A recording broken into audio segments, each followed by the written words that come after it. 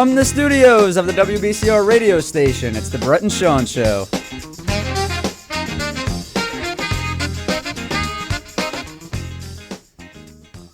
All right. Welcome to the afternoon drive with the Bret and Sean. It's a beautiful Wednesday here in New York City, much better than last week. Found it hard to breathe last week. It was ridiculous, but nevertheless, it's a great day. And in the studio, we've got Mr. Frank Pita, our Swiss Army knife, working both the board and phones. He's going to get to your calls here a little later on. 718-951-4444 is the number to call. We also have the great Mr. Louis Flecha working the camera today as he fills in for Jessica. She will be with us next week. But Mr. Louis, good to have you here. Thank you. And let's kick things off, though, with Frank. Frank, what do you have for us? So, as many of you were aware, the New York Yankees won against the Mets. It's a sad day for all Mets fans, including myself. It's appalling. Hopefully, we win the next match or the next season, whatever is coming soon. All right, second news is that Peyton Hillis, a former NFL player for the Clevelands, he merely lost his life, but he's lucky to be alive while saving his son and niece from the rip currents. Here's a little video that I'm about to play for you. Peyton Hillis, what a guy. What a guy. Classy man. Good family guy. I think the scariest point was when I'm swimming to my son and I have to pass by him because my niece is in more danger. You had to make a decision. Yes, but I knew that I had to pass him up to get to Camille first because, if I didn't, there's no way she would have made it. And so I swam past my son and I got to Camille and she starts freaking out, we're going to die. We're going to die. I'm really impressed with that. That is a decisive man right there. Well, and then for that, he's lucky to be alive, thank goodness. Otherwise, it would have been more of a tragedy, but I wish him all the best. Hero instincts right there. Yeah, and then Hero instincts. And then for the Championships League, Manchester City versus Inter Milan, 1-0. They scored the first goal in the second half around the 67-minute mark. Kudos to Manchester City, Inter Milan. You have a lot of work to do.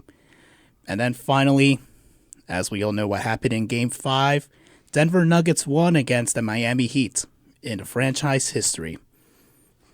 Back to you, Bret. More about that later on. Yeah. Thank you for that, Frank. There's your we love chicken. Yeah. Your weekly news update from Mr. Frank Pita. And Louis, like I said, Louis is here with us today. What do you have to say? I love the spicy Denver chicken nuggets, and, they won in 5. They beat the snot out of the Heat. The Miami Heat could have won that game, but Denver showed why they're the number 1 seed to begin with. So absolutely. Yeah. Mike Malone, great coach. Oh, excellent. Listen, folks, Louis's Sacramento Kings have been out here for a while now, so now he's riding the Denver Nuggets bandwagon, but it's okay, Louis, don't worry.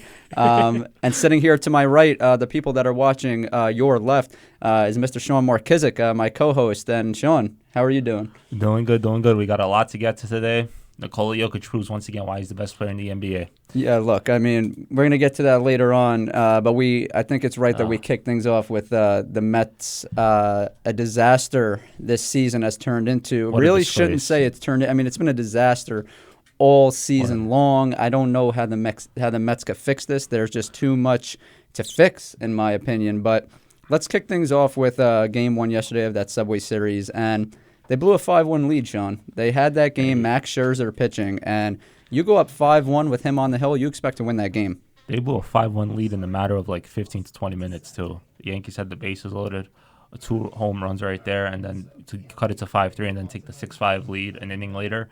What a disgrace by the Mets. The season's over for them, honestly. I don't really see a path in where they're any good. Well, look, the division is well out of reach. They're not capable, in my opinion, of pulling off a comeback like the Braves did last season. Some Mets fans out there are going to go back to that and say, well, the Braves came back last year. They were down all these games. But the Mets are just not capable of that, folks. I got to call it how it is, rip the Band-Aid off, because it's not their year, Sean. They're just not any good. And here's the thing. The Yankees aren't too good themselves, but it's really been masked by how bad the Mets have been, the most expensive team in baseball. Yeah, and I'll give it this, like, Steve Cohen, like, what do you do? Where do you go from now? How much money you spent on this team? What are your assets even? What can you trade? Like, what contracts can you get rid of that team that are appealing to other teams? And for the Yankees, yes, they didn't have Aaron Judge, which is an even bigger reason why the Mets should have won. So it's like, without Aaron Judge, you still lose. And we crap on the Mets bullpen all the time, but the Yankees bullpen is excellent. I mean, best ERA in baseball. Very surprising. I mean, Clay Holmes is off to a great start, and he kind of did the same thing last year. I expect him to come back to earth eventually. He's not this good. But he looked great yesterday. He looked great yesterday against the Mets, striking out Francisco Lindor and Starling Marte with the bases loaded. And look, that can't happen, folks. You have to put the ball in play. You have to get that runner in there. And Francisco Lindor is our highest paid player. And I'm a big, Francisco Lindor fan, but here's the facts. He's hitting .213. It's not going to cut it. It's really not going to cut it. It's embarrassing. You're the highest paid player on the team, striking out with the bases loaded in the Subway Series. Put the bat on the ball, Francisco. Come on. And Starling Marte, too. I mean, it's just been a disappointing season. I don't even know where to begin. There's just so much to dissect. Even Buck Showalter. I mean, do you think his job is in jeopardy right now? Absolutely, because all this Mets team is a 500 team. You go under 500, you go above 500. Back now, it's a seesaw. You're not accomplishing anything. That's my question. Like, where do you go from here? Because this season's over. Like, there's no way they come back from this. They're not beating the Atlanta Braves. Period. They're not better than them. So it's like the Mets can never beat the Braves, and then like they're not better than the Yankees either, to be honest. So it's like they're just stuck. They're not good. They're not even that bad. You're just stuck in the middle, which is the worst place to be. Yeah, it is definitely a frustrating place. And here's the bottom line. The Yankees, like I said, aren't that good either, but they're going to make the playoffs. The Yankees have nothing to worry about. They're not going to win the division. Trust me, they're not, but they're going to make the playoffs. The Mets, I don't even know if they can make the wild card, Sean. There's just too many competitive teams. I don't know where the Mets go from here. And to be honest, Sean, I think they should fire Buck Showalter. I really do. Dun, dun, dun. I think they should too, but honestly, like if you get rid of him, who do you get? Like who would even honestly want that job? I think a lot of people would want that job, Sean. I mean, this is the richest owner in sports. I mean, this guy has art pieces worth more than in his home. His toilet is worth more than what most people make in their life. So I think it's an appealing job. I agree with you, however, though. I don't know who you replace him with, but the guy is out of touch. Buck is so out of touch right now. I mean, he's old. He looks lifeless. He has no answers. He's just sitting up there on the podium. Yeah, we got to be better, blah, blah, blah. It's like, yeah, no shit. You got to be better, but you're not doing anything to get better. This team is a disgrace. This is tough to watch. And listen, I'm a Jets fan. I'm a Knicks fan. I'm a Rangers fan. I've seen so much disappointment. I don't know if anything tops the disappointment that this season has been. I mean, the worst money team, actually, the worst team, the worst team money could buy. It's truly, truly tough to watch. I'm sure the Knicks have had worse, but Daniel's about to call here in a little bit, and he'll definitely be on something because he'll have definitely a lot to say. He'll definitely be upset, but it's like, with the Mets, it's over. It's done. There's nothing you could do now. You had your chance. You had your chance to make that run to prove yourself. Yeah, a lot of teams have a lot of slumps to start the season, but the baseball season's so long. It's 160 games plus, where it's like you have a lot of times for trial and error, but now's the time, and it's not happening. Like they're what, 2-8 or 1-9 in their last 10? 1-9. Yeah, 1-9. It's awful. It's over. And yeah, the Yankees are going to make the playoffs. And look, if they get a healthy Aaron Judge, I don't think they obviously aren't going to win it all, but they could make some noise. They could make a run at least. Listen, I mean, the Mets don't have Pete Alonso. I get that. They don't have Edwin Diaz. I get that. But the Mets weren't playing good baseball anyway, even when Pete Alonso was playing. So it's not like they were, playing amazing, and then Pete got hurt, and all of a sudden they're losing 9 out of their last 10. I mean, this team they're really in a tough spot. I do think they could, possibly sneak into the playoffs. Maybe they make some deadline moves, but like I said, I don't know where to begin. There's just too much to fix. But listen, folks, we're going to get to you guys, hear what you guys have to say. And first up on the line, we've got Nick. Actually, no, is Daniel first? We got Daniel out in Brooklyn. What's going on today, Daniel? Sean, you're damn right I'm upset. How you doing? You good? I'm not okay. I'm not. I'm sound okay? Pretty freaking far from okay. I don't know where to begin. I don't know where to begin. I really don't. Because, I'm okay if we screw ourselves. I can live with that. I can live with us shooting ourselves in our own foot. But when the umpires have to do it, that's when I get upset. Because why? The umpires. Why do we need to be the example of? Why do we have to get screwed by MLB on top of ourselves? It's a damn controversy. It's a controversy going since 1952. MLB has been always making an example out of the Mets, and it's gone away the past couple of years, and now it's come back. It's a damn controversy. Daniel, they look at us like we're some freaking losers. These umpires, they just think they can. No, Brett. You want to know what it is? It's because everybody doesn't like Steve Cohen. That's the reason. It's because Steve Cohen likes to spend his money and be a big shot that they want to try to screw Steve Cohen over. That's what it is. He's definitely That's a big what MLB shot. doesn't want to have. Everybody doesn't want to have owners like Steve Cohen who come in and spend their money. And we get the brunt of it. We have to deal with it. And it's absolutely ridiculous and absurd that we have to deal with it. These umpires are out of their freaking mind, Daniel. I mean, they got it, ejecting Drew Smith right there for his hand being sticky. I mean, the guy has done the same thing every time he's pitched this year. He's doing the sweat and the rosin, and he actually said in his postgame that this was the least sticky he felt his hand was. And it's so subjective, Daniel. There's no test to see how sticky your hand is. It's just you have to hope that whatever umpire you have doesn't think your hand is sticky. And there's only been 3 players that have been ejected this year, and like I said, 2 of them have been Mets. So maybe there is some controversy going on. Maybe the Mets are being targeted because of Steve Cohen.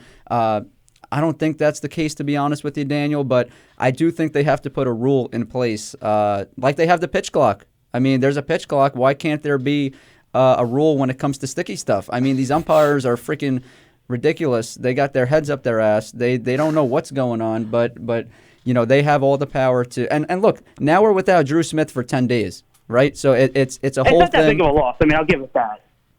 So hold on. When the Mets were up 5-1 midway through that game, what did you think was going to happen? I thought we were going to, maybe give up some runs. I didn't think. Here's another part of my problem. I didn't think Max Scherzer was going to get shelled. This guy, we paid $133 million to pry him away from the Dodgers because we needed the ace. We needed the big name. We needed Max Scherzer. We gave him all this money with the idea that he was going to come here and finish his career and still be somewhat decent. He's been terrible this entire year. Yeah, look. And he can't pitch in the big games. He can't. Look, so who Daniel. can we trust? Look, Daniel, I mean, last year he was very good. He was hurt last year. He was hurt last year, and then he also proved that he couldn't pitch in the big game, and it even came before the Padres game, right? It came in that Atlanta Braves series. I mean, he was awful against the Atlanta Braves, even worse against the Padres. Got booed off the mound last night. It's really a disgrace. And Justin Verlander, you better freaking shut down the Yankees tonight, because if the Mets lose tonight, bye-bye Buck. I have no problem firing his ass if they lose tonight. Buck's not the problem. Yankees winning tonight. Right? Buck's You don't think he's the problem? I mean, to blame Buck when the players out there are performing. So what's Buck supposed to do? Okay, but show some freaking life. That's what he's supposed to do. He looks like a dead man up there, Daniel. He's sitting up there with his twiddling his thumbs, just looking at the. But the bullpen comes to give up 2 runs every inning. How is he responsible for that? He can't just go to the. Terrible. Who's he going to put in to make it better? If the pitching staff is terrible, this is on Billy Epple and Steve Cohen's construction of this team. It's been terrible. Wait a second. Wait a second, Daniel. Wait a second. What about the Philadelphia Phillies last season, Daniel? Everybody thought Joe Girardi was great, right? World Series champion. And then what did the Phillies do? They fire his ass. They fire his ass. The whole philosophy. They stepped up. But they fired his ass first. They got rid of Joe Girardi first. Daniel, Buck can't just stand up there at the press conference post-game and say, we'll be better. It's not like one. He's sitting up there with a coffee cup looking like a moron. And all he says is we have to play better. They lose in Colorado. They lose in Colorado, Daniel. And what does he say? I'm proud. I'm proud of these guys. What are you proud of? You stink. He's proud of the effort that they show night in, night out. Good. Buck, being the most expensive team in all of baseball. I'm glad Buck is proud of us. Thank you, Buck. Thanks for that. Okay, but what is he supposed to do? What's any manager supposed to do with this team when Lindor's not hitting? He's supposed to light a fire. When the pitching staff is utter terrible and garbage. He's got no life, Daniel. He's dead. Daniel, And what you think a 44-year-old is going to come in here and bring us luck? You want Louis Rojas back? What did Rob to come in here Thompson do pumping for the irons Philadelphia before every Phillies game with the last boys? year? Come on, Brett. What did Rob Thompson do last year when he was hired, when they fired Joe Girardi? Nothing. He still put the same lineup out there. They went on to win the pennant, Daniel.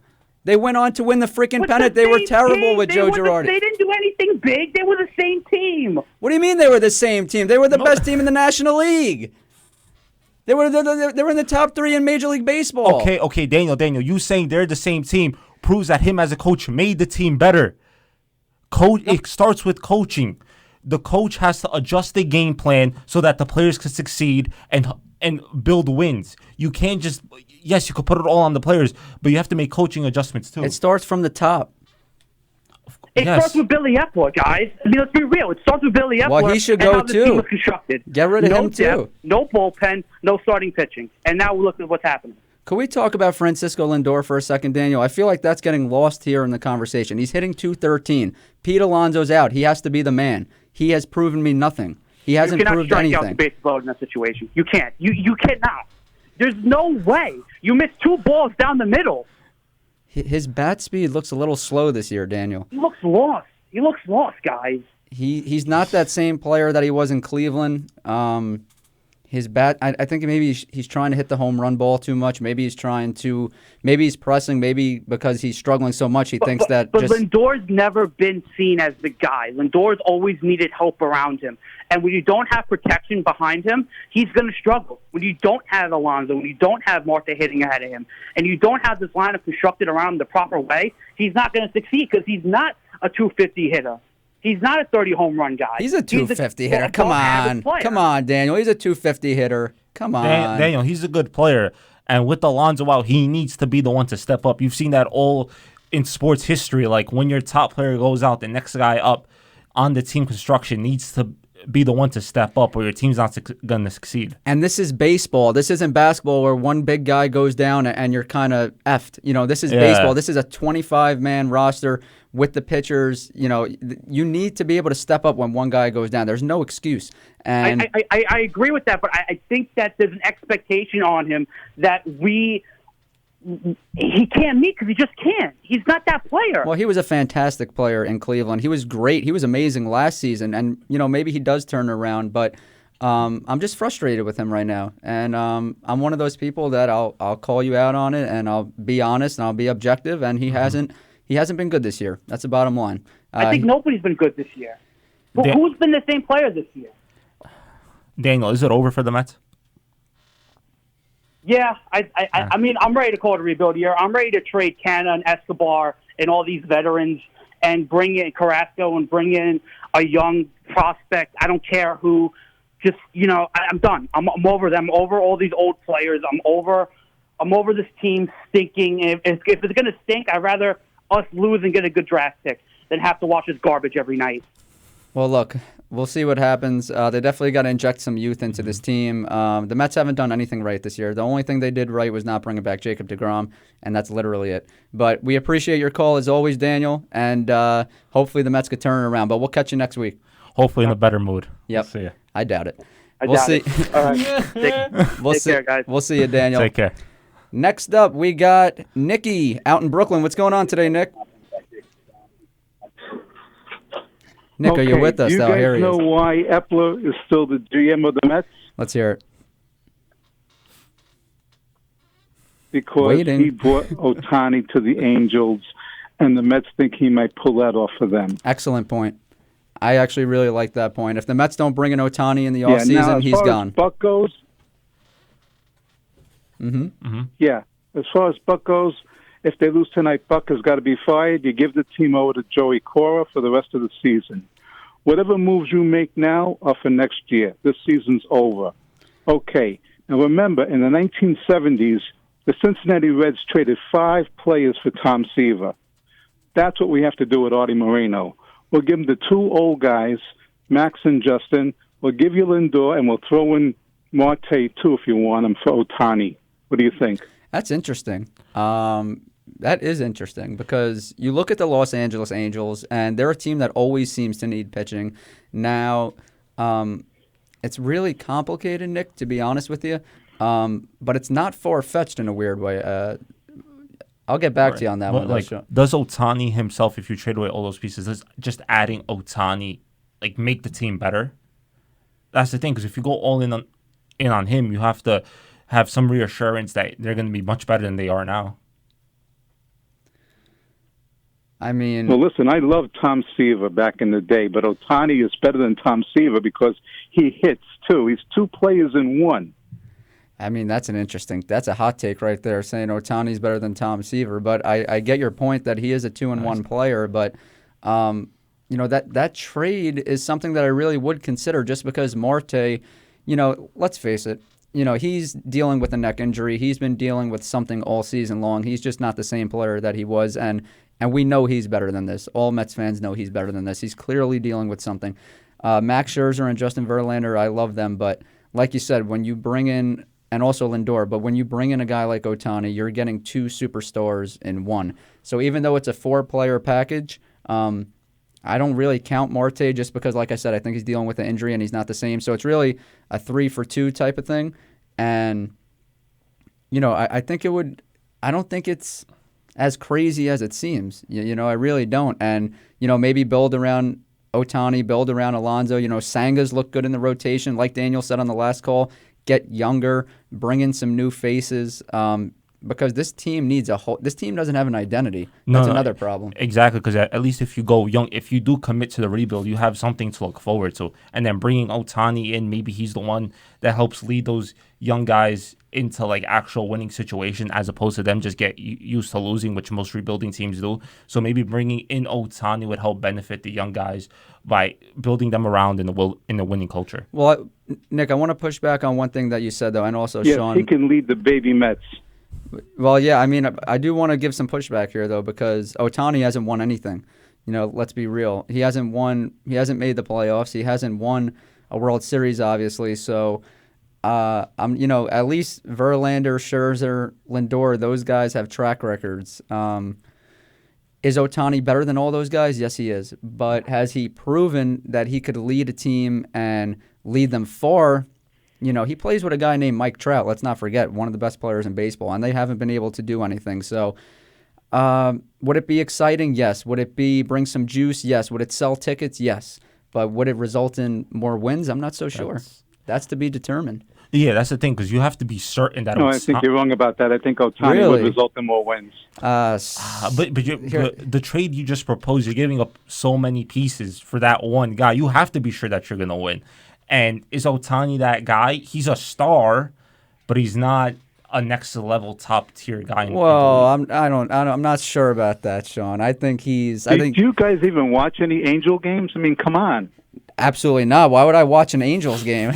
Why would I? Why? I mean, it's bad enough because I got to watch the Mets. Best player on the planet playing for them. Well, I do agree with you, Nick. I do think he is one of the. I think he's one of the best players on the planet. It's debatable. Sean was the one that said he's not so sure about that. I agree with you. Otani is amazing, but why would I watch an Angels game? I mean, it's bad enough I got to watch the Mets and suffer with them. I don't need to turn on the Angels game when they come on after the Mets. You're not watching the Angels. You're just watching Otani. I don't know. Like I said, baseball is such a different sport than basketball, Nick. It's different. When you go to an NBA game, you go to see a LeBron James. You go to see a Stephen Curry. You go to see guys like that. With baseball, it's a whole thing. There's pitchers. There's position players. There's so much that goes into it. A player might only get a few at-bats a game, 3-4 at-bats. So when he's not pitching, what are you really watching? You're going there to watch 3-4 at-bats? It's totally different. Yeah, basketball is a much more condensed sport where it's like it's obvious who the stars are, whereas with baseball, it's like you don't know who's going to show up on a given night, given how many players that they have on a given team. But yeah, with Otani, it's just, I mean, I could definitely see him on the Mets next season. You don't think the Yankees sell tickets just because Aaron Judge is on that team? No, they sell tickets because they're the New York Yankees, and they're the best team in baseball history. They would sell tickets either way, just like the Knicks sell tickets, even when they suck. Yeah. And they suck a lot.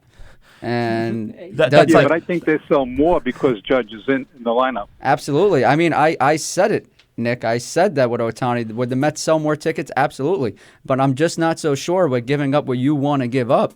If rather than wait until free agency and bringing him without parting with any pieces, I'm not so sure we would win that many more games, Nick. What's his track record, really? When it comes to winning, what is it? It's not much. Because for example, with the Knicks and the Yankees, it's the name appeal.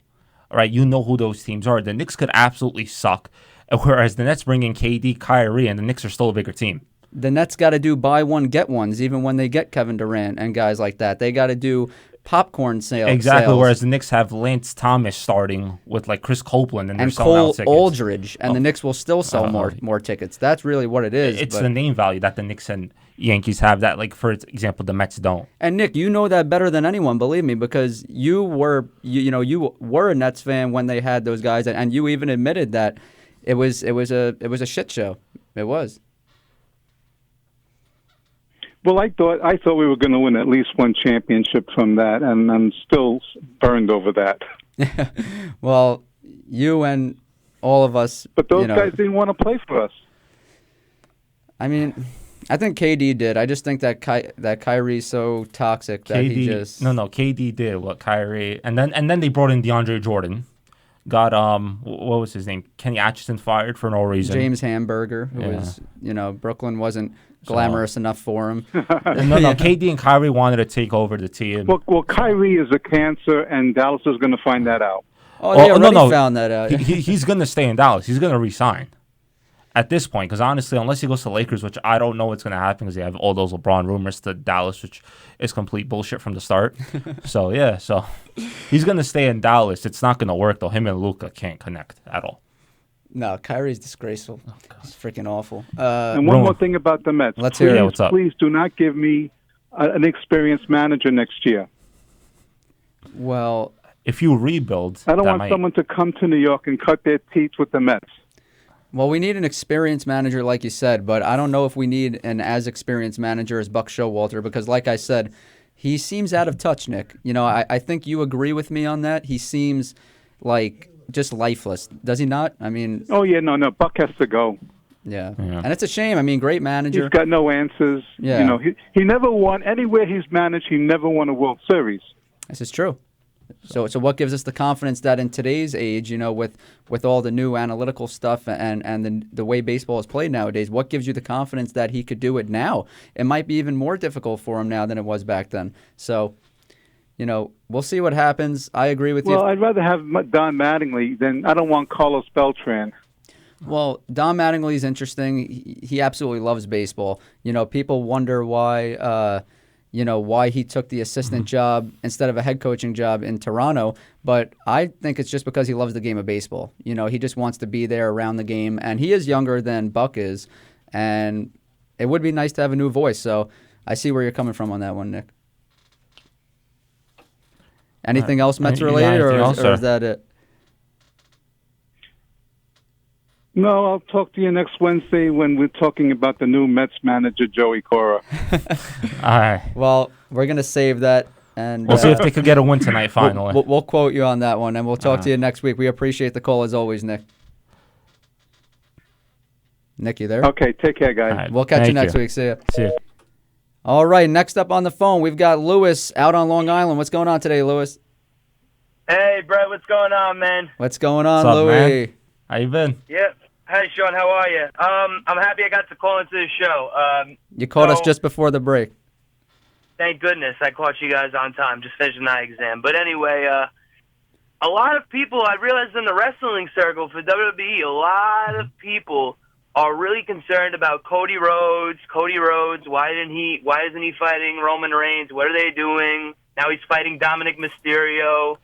He just fought Brock. Everybody's so concerned. I've never seen a guy that people are more worried about than Cody. Like, he deserves this big title opportunity and needs to win. But what do you guys think about, this obsession by fans? If Cody Rhodes doesn't win the title at some point, there's going to be, pitchforks and fire. He's going to win the title eventually. He's the biggest babyface that they have. Seth Rollins is one beat to him. But like you said, all these fans complaining, that's all these wrestling marks on Twitter and ready. They're all losers. That's not like what the majority of wrestling fans think, like outside like the wrestling bubble. But going back to your point with Dominic Mysterio, that match at Money in the Bank is just a buffer match before we get that third one with Lesnar, and then he'll eventually beat Lesnar at SummerSlam. And honestly, I think it's going back to him and Roman at WrestleMania. Yeah, he's the only one that could do it. He's the only one that makes sense for it. Like I said, there is a world where Roman still wins. Oddly enough, I know it sounds crazy, but maybe WWE wants him to break Hulk Hogan's record, or they could go the direction, and we've been building Cody up for so long at this point. You know, it's time. He's the biggest baby face that they have. If Roman beats him a second time, oh my God. That would be... But guys, I just don't understand. Like, I understand Cody's been loyal and has a Dusty Rhodes connection to it. I'm not so sure he's been loyal, though. I'm not so sure. It's an interesting... I don't understand the, Roman Reigns. Like, I get it. He's been champion forever. He can't be champion forever. But Roman Reigns, what he's done in his career compared to Cody Rhodes, like, it's not even close. Roman's a way bigger star, easily. Yeah, no doubt. Yeah. No doubt, but I'm not going to take anything away from Cody. I mean, Cody's fantastic. I love watching him fight. He's very entertaining. But like you said, he's been a part-timer. It's the bottom line. And but who's better at promos, though, Brett? Who's better at promos? That's tough. It's not. I know you think it's an easy answer, but that's a tough one, to be honest. I'd go Roman with the slight edge. Cody's an amazing promo, too. Tribal Chief, yeah. Yeah. But the way Roman just gets the crowd involved in it is top-notch. We'll see what happens. I think the WWE is already preparing for Roman Reigns' downfall. I mean, didn't he crown a new tribal chief? Was it? Didn't he say "You're my tribal chief"? Oh yeah, for Jay. To get him back into like the bloodline where Roman's back on TV this week. We'll see what happens. I think that's when the Usos both finally turn on him. And So, Lewis, I know you're a Roman Reigns fan, and I hate to say this to you, but it sounds like the WWE is transitioning out of that Roman Reigns phase, and I think his run will be coming to an end at WrestleMania 40. Yeah, I love his heel run. I didn't like him as a babyface at all. Neither did I. No one did. No one did. This is peak Roman Reigns. He's in his element now. Yeah. He really is in his element. It's all natural to him now. And guys, before I go, don't you guys think that WWE was lazy with his character as a babyface? They gave him the Shield music. They kept the Shield closed. Look at Dean Ambrose. Look at Seth Rollins. They developed their character. Yeah, Seth Rollins especially. I mean, Dean Ambrose has kind of faded off, but Seth Rollins has really become a superstar and probably my favorite. So we appreciate your call, Lewis. I'm glad we snuck you in there just before the break. And don't worry, because we're going to talk WWE later on in the show. So we'll catch you next week. All right, you guys. I'll see you guys soon. Have a great one. Yes, sir. Take it easy. All right, folks. We're going to head to a short break here. In the meantime, we're going to play a track from the year 1972. Back after this.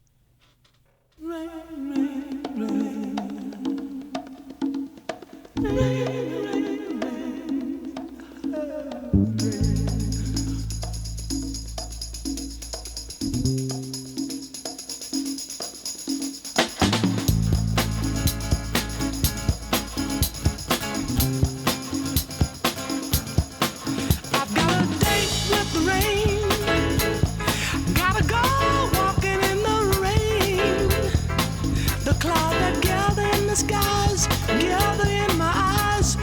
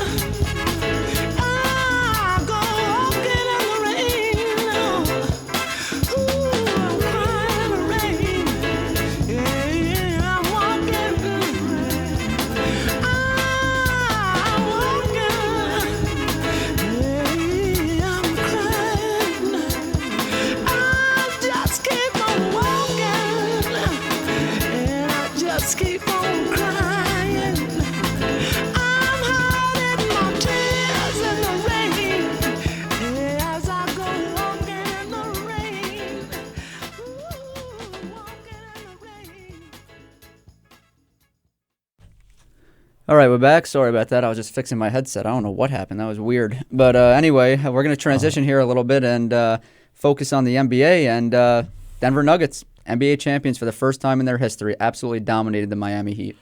Congrats to Denver Nuggets. Nikola Jokic is the best player in the world. And shout out to Jamal Murray, man.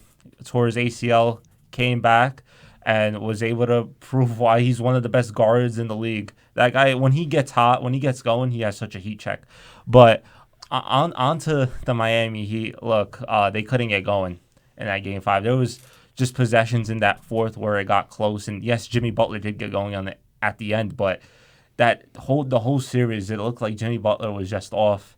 And, look, I know he had the sprained ankle, and it looks like everyone's just making an excuse for him at this point. Definitely making an excuse. I mean, especially Stephen A. Smith and other reporters who have given him an excuse when I did not see that same energy for Julius Randle, who had 2 sprained ankles heading into the playoffs, and also he had surgery, so it was obviously a big deal. But of course, Jimmy Butler gets a pass. Let's not forget Randle with the sprained ankle, Brunson with the sprained ankle. But there's no. You have to be objective. Right. You have to, if you're going to give one guy a pass, you have to do the same instead of absolutely crapping on him, any chance that you get. Of course, and you look at, just go round by round. Giannis in that series had that hurt back the whole time, barely even played half of the whole series. And then you go to the Knicks, like you just said, Julius Randle was hurt, Brunson was hurt. And then Game 7 against the Celtics, Jason Tatum sprains his ankle in the first 30 seconds of the game. So, yes, the Miami Heat were an 8 seed. Props to them. But also, at the same time, they did also catch a lot of breaks.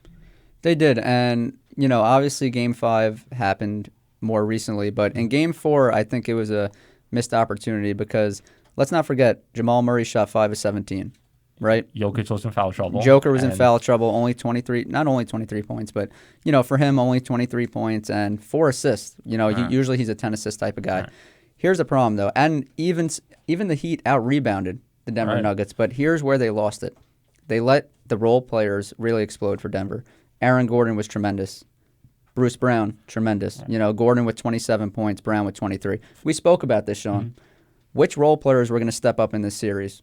It was Denver all the way. And Bruce Brown I said it last week, he's a perfect NBA role player. Had that big offensive rebound right at the end of Game 5 to give the Nuggets an extra 2 points and basically to put the game away. But you just think about this, right? Caleb Martin, the guy that turned to Michael Jordan against the Celtics, Yeah, he was nowhere to be found. Max Strus had, one good game. Duncan Robinson was cool for a little bit. But it's like Miami had that too much relying on the role players when it should have been Jimmy, the one stepping up, Jimmy getting those shots. Well, Jimmy was lost for the first 40 minutes of that game, and he kind of got it going in the end. But even so, he had that late turnover, and also he missed that three-pointer, which I thought was a bad shot. I thought he rushed that shot. Yeah. I think he could have looked for a better shot there. And you know what? It's probably better off that Miami lost it in Jimmy Butler's hands because at least you rather lose the game in your superstar player's hands. Let me use the Golden State Warriors as an example. When Curry doesn't get the last shot and you lose because maybe Jordan Poole or somebody else took the shot, maybe a bad shot, you rather lose with Stephen Curry missing the shot. So for the Miami Heat, at least they lost with the ball in their best player's hands, and it just wasn't meant to be. I mean, Denver was the better team, clearly. And look, just watching that Nuggets team, it wouldn't have mattered. They would have beaten the Celtics. They would have beaten the Bucks too. It didn't matter. They were superiorly better in the postseason than any of those teams. And I don't want to hear from these people like, after the All-Star break, they were only 12 and 11. Well, yeah, because they had the number 1 seed in the West locked up. And Jokic was saving himself for the playoffs. That last month, he was in and out of games, whereas you see a guy like Joel Embiid pushing himself who actually cared for the MVP. And now you look, it's Jokic has a ring and Embiid still doesn't. So it looks like the Nuggets were just trying to preserve themselves the last 4 to 6 weeks of the regular season for this. They did what they had to do, Sean. Yeah. I mean, they were the most consistent team in basketball. They ran through the NBA playoffs. They went 16-4. Great job. Everyone talks about the offense, but the defense was tremendous in the finals. I mean, in all 4 wins, they held the Miami Heat to 95 points or less, so the defense was high. And the thing about Joker and Murray is they're both phenomenal passers. Everyone gets caught up in the scoring that they do, but they're both great passers, and they're surrounded by players that fit them perfectly. I mean, they're surrounded by great cutters. You look at a guy like Aaron Gordon. They're surrounded by great shooters. Bruce Brown has shot the ball at a very high 3-point clip. They're also surrounded with championship DNA, a guy like KCP. He's won a championship. And let's not forget Michael Porter Jr. He's a guy that could get hot and turn into a 3-level scorer. So they're surrounded by everything that you need to be a complete basketball team. And they also got drafted. Well, they didn't get drafted together, but they got drafted a year apart, but they came off the bench together, and they really developed under head coach Mike Malone. So this was a 6-year process. These things don't happen quick. You have to build these things. That's why there's some hope for the Knicks. Hopefully they keep building things the right way. But it takes a while. So it's like after that Aaron Gordon trade was a year and a half ago, it looked like Denver had all the momentum. They had an 8-game win streak, and a little after that Murray gets hurt. So you think about it a little bit like if Murray never got hurt, could have the Nuggets won earlier than they did? Because that's when the Jokic really started becoming the superstar he is today. So it's like, if it wasn't this year, maybe it could have been earlier. But look, it all worked itself out, and I'm happy for them. Great organization, great fan base, first ring in franchise history. Good for them. Yeah, definitely a classy fan base, and that's great. But they did everything the right way, and they have a humble superstar in Nikola Jokic, and you love to see that. He's not a diva like most of these guys. That's a reason why I like a guy like Stephen Curry, a guy like Jalen Brunson. I like the humble superstars. They just go to work. They perform and. Wait, does that include John Morant too, or? Oh, I mean, jeez, this guy over here, John Morant. Don't even get me started on him and Zion Williamson. I mean, we'll get into that. That's a whole nother show. They were both compromised. Let me tell you. I mean, Zion Williamson is making headlines for the wrong reasons, but hey, I'm happy for him because at least it's good headlines. At least he gets his name out there, and yeah, for sure, and he's having fun, so I'm happy for him. But back to the Nuggets. It's interesting to see like the progression of this team and how you said Jokic is so humble as opposed to every other superstar. Nikola Jokic in that post-game press conference, they told him the parade is Thursday, and all this guy says is, I need to go home. Yep. All he cares about is going back to his family, back to Serbia. He doesn't even care about like all these accomplishments that is when he's so humble about it, whereas like another superstar like Joel Embiid basically cried over the regular season MVP, and Jokic didn't even care about it at all. It's so interesting to see like how Jokic is so humbling, whereas you have like all these other guys who just want to show out. Yep, and he's the first center to win Finals MVP in over 20 years, so he's definitely one of the best centers we've ever seen. And Miami, they blew a golden opportunity to start off Game 5. I mean, they started off the game 5-0, and then they missed 10 straight shots, which allowed Denver to kind of find their footing. And once they found their footing, they got in a groove, and that was all she wrote. Right, and then it's like, Miami had a very good first half. Denver made 1 3-pointer the entire first half, and Miami was only up 7 at the half. I'm like, once I saw that halftime score, I was like, yeah, Denver's winning this game. It's too close. Well, yeah, I look at it like this, Sean. They were up 7, but they probably should have been up 17. Yeah. They really should have. But let's transition now to hockey because the other Florida team also lost, the Panthers. So the Vegas Golden Knights, a new franchise here just a couple years ago, already Stanley Cup champions. Absolute domination. At least the Heat and Nuggets games were close. This last night, a 9-3 final score was absolutely just like the Golden Knights just outplayed them. They were just a better team, full stop. Like, what an embarrassment by the Boston Bruins, by the way, but go ahead. I mean, the Vegas Golden Knights are the more complete team. I mean, they're big, they're strong.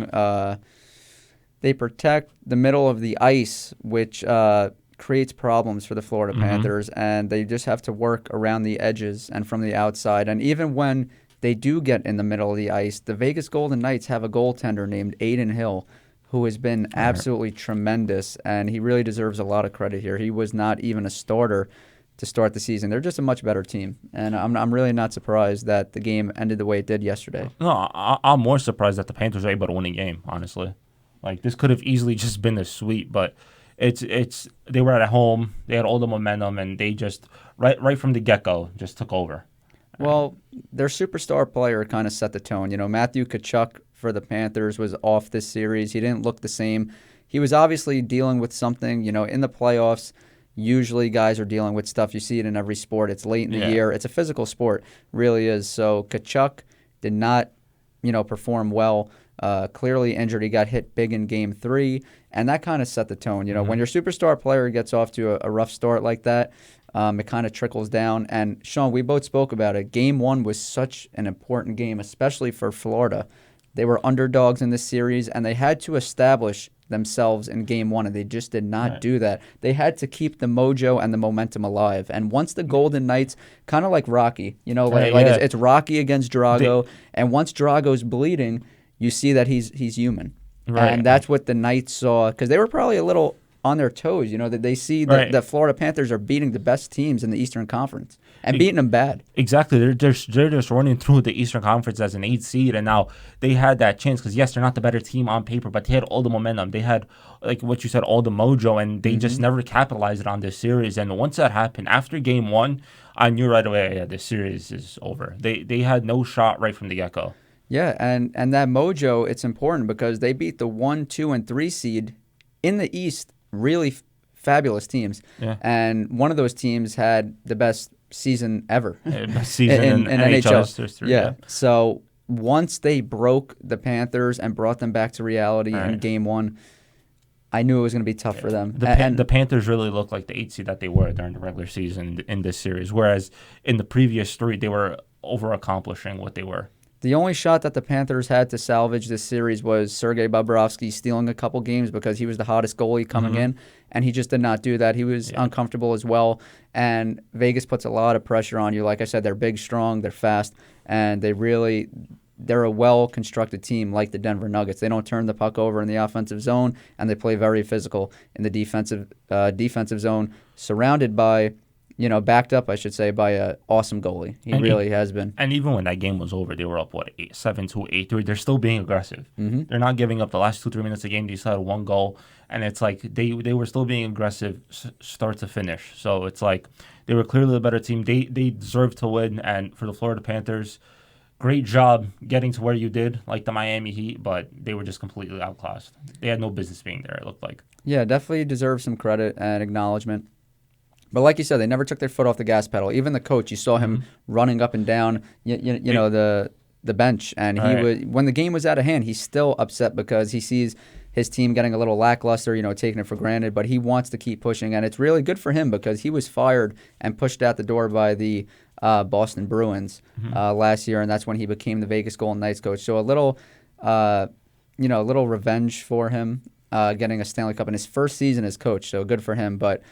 We're running a little low on time here, so we're going to transition to WWE, and let's talk. We've talked about the Bloodline, we've talked about Seth Rollins, Cody Rhodes, but let's talk a little bit about LA Knight.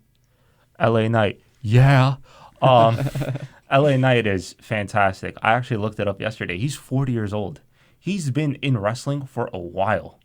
So, and now it's like finally on TV, you can see him finally building up momentum. So hopefully they are able to capitalize on it now. I mean, this is the opportunity to do it. I mean, he's Mr. Money in the Bank. He beat Montez Ford last week on SmackDown, and the fans really love LA Knight because Montez Ford is not a villain by any stretch. The fans cheer for him when he comes out, but he was getting booed. He was getting booed in that match, and like the fans are just behind LA Knight. And for me, he is the clear-cut winner now for Money in the Bank. And the only thing then is, like, where do you go on from there? Because I don't really see him challenging anytime soon, like cashing in anytime soon. Well, I think it would be a big mistake if he cashed in on Roman Reigns because you can't build up this storyline. You can't build up the bloodline and have him lose to LA Knight. No disrespect to LA Knight, but that's not what this story. That's not how this story ends, Sean. So.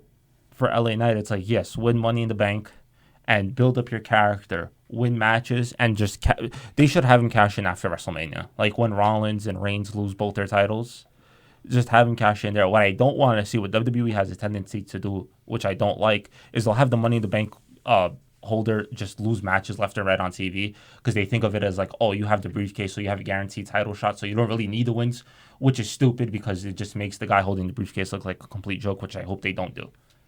Well, how about cashing in on Seth Rollins? How about in 5-6 months?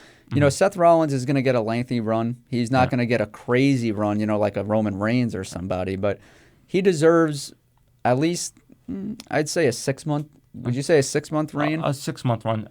The Rumble, at least. I see Rollins actually dropping that title at WrestleMania. To who though? To Gunther. I think Gunther's going to drop the IC title eventually and just go up for the new world title because he's too good. So it's like that's the conundrum now with like Rollins, with Reigns. I don't really see either of them losing to LA Knight. If I had to pick, obviously Rollins, and then maybe you could have a Rollins LA Knight feud to start 2024. But I just don't really see it before WrestleMania. Well, my thing is that you could start the Rollins and LA Knight feud right now and just keep building that up for the next few months.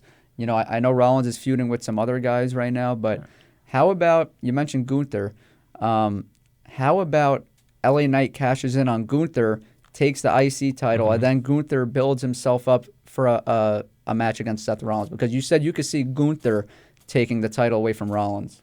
I mean, I could see that. They would just have to plan it perfectly. Plan it perfectly. Like, have LA Knight out there, like, intend to cash in on a specific date or whatever, and just never do it and just hold it out until he does. But I could definitely see them try to do that, have him cash in on LA Knight and hold the IC title. Yeah, I mean, they might have him go for a mid-card belt, you know, instead of go for that Reigns or Rollins title. But I definitely think the opportunity is right now. Because like you said, he's 40. You strike while the iron's hot, and you have to. He's 40, so time is running out for him. The fans, as opposed to being a wrestler. The fans love him. You know, he's Mr. Money in the Bank. You know, it's he's gonna be, in my opinion. He's gonna be. That's why he will be Mr. Money in the Bank. The other guy I could see winning that match after what happened on Raw is Damian Priest. Because I feel like he's about to break away from the Judgment Day and go on the big babyface run. That's another guy that they see, like LA Knight, another guy that they see a big future in. So it's either one of them two. I'd go with LA Knight just because I feel like with the heel character, he could talk it up in his promos, build himself up to be a big deal. So it would work better with LA Knight. And honestly, I hope he wins because he deserves to be a top star in the company. Well, here's the bottom line: he will win Money in the Bank, and what that leads to is he will be a champion. Which champion, you know, that'll be, time will tell. But like I said, we're going to be talking wrestling pretty much weekly. There will be kind of a lull in the action where we have to take some time off from wrestling. Like you said, it gets a little... After SummerSlam, like the September, October month, it dies down a little bit, like when football season starts up again. But yeah, so definitely until SummerSlam, then after we'll see what happens. Yeah, it's going to be a weekly thing, and we'll be building it up until WrestleMania 40 because everyone's excited about that. But yeah, that's going to do it for today's show. We thank you for listening to the Bret Sean Show on the WBCR radio station, and we'll catch you guys next week at 1 o'clock. Take care, folks.